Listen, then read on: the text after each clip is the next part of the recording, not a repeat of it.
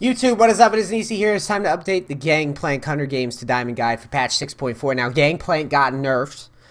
He got nerfed pretty hard. I'm going to go line by line, though, and explain to you why I still think he's viable. I actually played him just last night. I was experimenting with him a little bit and seeing how I felt.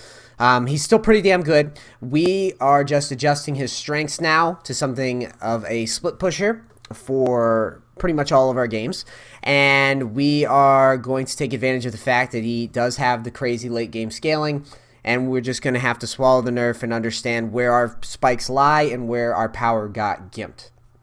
Okay, so I'm going to start this video by prefacing everything by saying this guide that I made a long time ago was when Gangplank was at his tip-top damage form.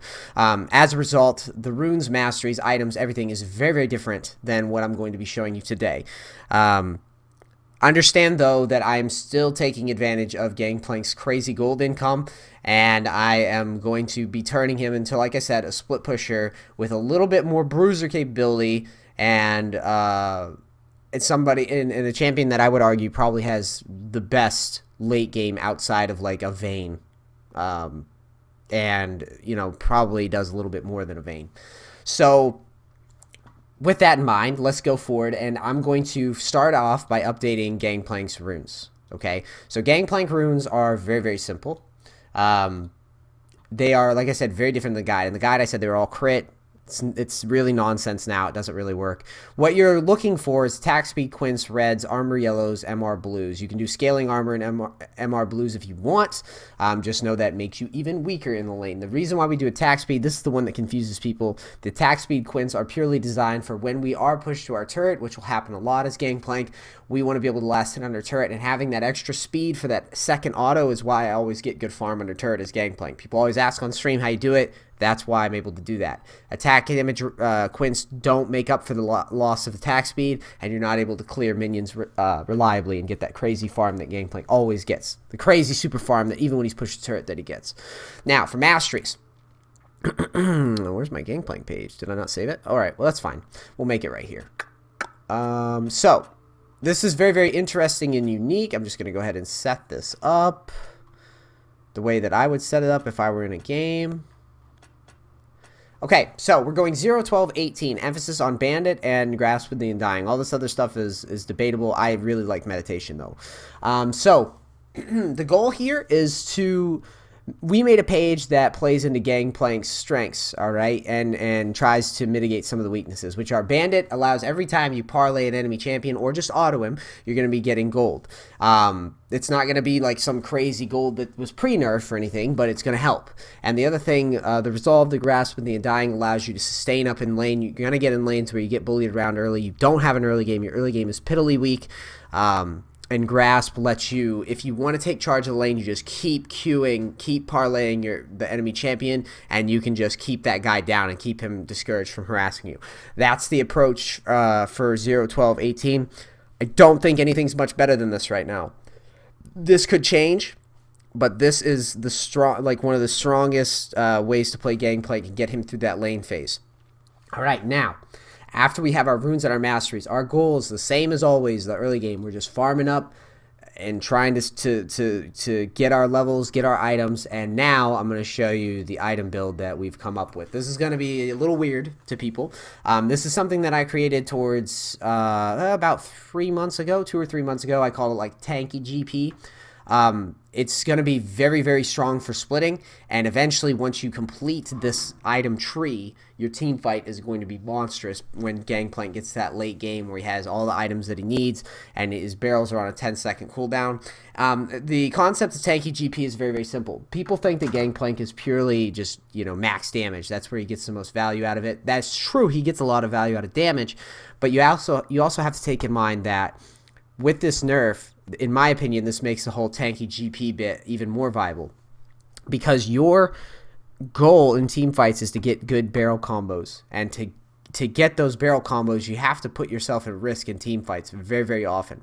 Now, you only have 3 barrels that are on a 10-second recharge time, so you're going to have to really push the limits of your zone, like the space that you're granted in team fights, in order to put those barrels down. This build basically means you are unkillable by late game. You are very, very, very, very, very, very hard to shut down and to burst down.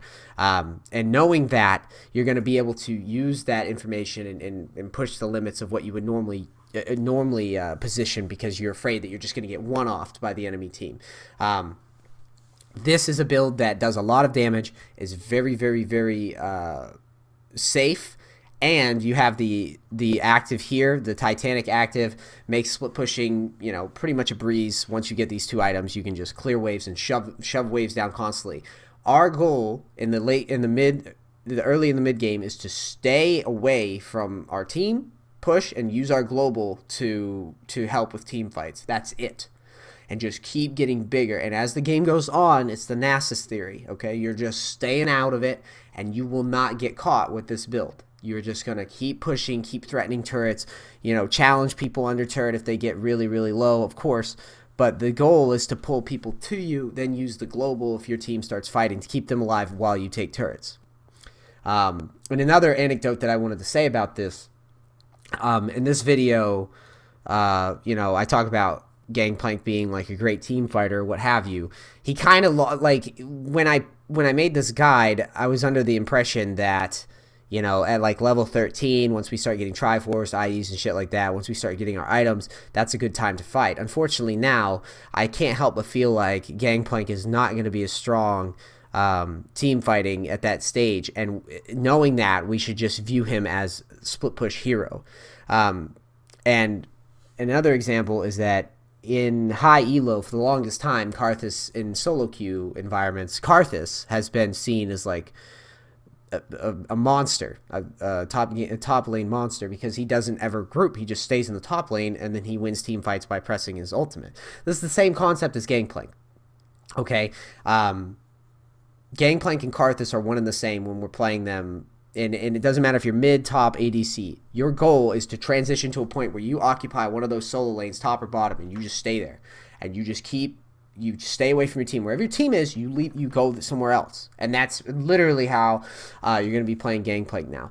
And once you get these items, you're going to be a monster. The only time that you show up to defend is similar to Trendemir. Once the enemy team's pushing down on your turrets and you come in, do a big wave clear, maybe ult engage, do a quick team fight, then resume your pushing and just keep getting these items. Now once you have these items, once you farmed up max, then obviously look to just run people over. Just look to come in and do your Gangplank thing, be cocky, pressure that positioning, and hit those big barrel combos, and then you're good to go.